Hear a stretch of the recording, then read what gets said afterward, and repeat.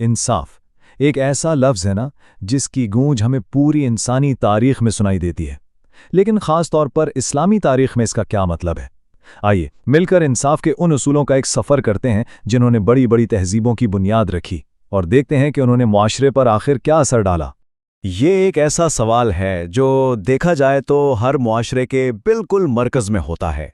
भाई, एक मुनसिफाना मुआशरा आखिर दिखता कैसा है? हर तहजीब ने इसका जवाब अपने अपने तरीके से दिया है। आज हम ये देखने की कोशिश करेंगे कि इस्लामी रिवायत इस तसव्वुर को किस गहराई से देखती है। तो हमारे इस सफ़र का आगाज़ होता है एक लफ्ज़ से, अदल। लेकिन ये सिर्फ एक लफ्ज़ नहीं है। आप यूँ समझें कि ये वो बुनियाद है जिस पर इस्लामी इंसाफ की पूरी इमारत खड़ी है। एक ऐसा फ़लसफ़ा जो हर चीज़ को अपने अंदर समेट लेता है। देखें, अदल का जो दायरा है ना, वो अदालतों से कहीं ज़्यादा बड़ा है। इसका मतलब सिर्फ कानूनी इंसाफ नहीं, बल्कि तवाज़ुन कायम करना है, यानी हर चीज़ को उसकी सही जगह पर रखना। ये एक तरह से कायनाती हमाहंगी का तसव्वुर है जिसे मुआशरे पे लागू किया जाता है। तो ये ताकतवर तसव्वुर आखिर आया कहाँ से? इसकी जड़ें हमें मिलती हैं सीधा कुरान के खुदाई अहकामात में। आइए ज़रा उस माखज़ को देखते हैं जहाँ से इंसाफ के ये उसूल फूटते हैं। ये आयत इंसाफ के गैर समझौता यानी नॉन कॉम्प्रोमाइजिंग नेचर को बिल्कुल वाज़े कर देती है। यहाँ कोई रियायत नहीं, कोई एक्सेप्शन नहीं। इंसाफ का मेयार सबके लिए एक है, चाहे उसकी जिद खुद पर ही क्यों ना पड़े, अपने वालिदैन पर या फिर करीबी रिश्तेदारों पर। ये एक मुतलक उसूल है। तो इन उसूलों से हमें पता चलता है कि इंसाफ सिर्फ अदालतों का काम नहीं है। नहीं, ये हर फर्द की ज़ाती और इज्तिमाई यानी कलेक्टिव जिम्मेदारी है, और इसका दायरा समाजी और माशी इंसाफ तक फैला हुआ है ताकि माशरे का कोई भी फर्द पीछे ना रह जाए। अच्छा, ये तो हो गए नज़रियात, मगर इन नज़रियात को अमल में कैसे लाया जाता है? आइए अब ज़रा औराक से निकलकर तारीख़ में झांकते हैं और देखते हैं कि पैगंबर इस्लाम ने अपनी ज़िंदगी में इन उसूलों को कैसे एक जिंदा मिसाल बनाकर दिखाया। ये कौल ये हमें सीधा उस दोहरे म्यार के जहर को बेनकाब करके दिखाता है जो मुआशरों को खा जाता है। ये हमें याद दिलाता है कि इंसाफ तभी इंसाफ है जब इसका तराजू ताकतवर और कमज़ोर दोनों के लिए बिल्कुल बराबर हो।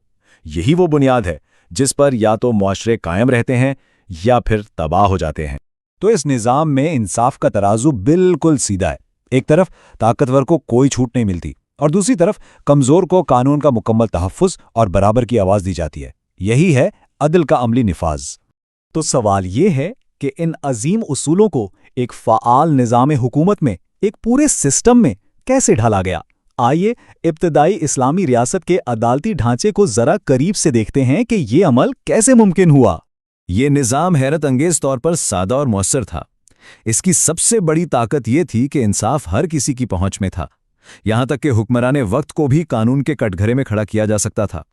काजी का फैसला हतमी था जिसे कोई ताकतवर हाथ बदल नहीं सकता था। और ये बात बहुत अहम है कि इंसाफ का ये दायरा सिर्फ मुसलमानों तक महदूद नहीं था। गैर मुस्लिम बिरादरियों को अपने ज़ाती मामलात में मुकम्मल अदालती खुदमुख्तारी हासिल थी। ये अपने दौर के लिहाज से कानूनी तकसीरियत और अक़लियतों के हुकूक के तहफ़्फ़ुज़ की एक गैर मामूली मिसाल है। तो इस पूरे सफ़र के बाद वो कौन से लाजवाल उसूल हैं जो आज भी हमारे लिए मशअल राह हैं? आइए उन किलीदी नुकात को एक बार फिर देखते हैं। तो खुलासा ये है, मुकम्मल मसावात यानी एब्सोल्यूट इक्वालिटी, हर फर्द की अखलाकी जिम्मेदारी, गैर जानिबदाराना फैसले और समाजी इंसाफ यानी एक ऐसा माशरा जो अपने सबसे कमज़ोर लोगों का ख्याल रखता है। ये सिर्फ तारीख के औराक नहीं है, बल्कि एक बेहतर मुस्तकबिल की तामीर के लिए आज भी जिंदा उसूल हैं। तो सवाल ये पैदा होता है कि तारीख के ये अजीम उसूल आज के जदीद दौर में इंसाफ के हुसूल के लिए हमारी रहनुमाई कैसे कर सकते हैं? इन लाजवाल उसूलों को आज के पेचीदा चैलेंजेस से निपटने के लिए कैसे इस्तेमाल किया जा सकता है? ये एक ऐसा सवाल है जिस पर हम सबको गौर व फिक्र करने की ज़रूरत है।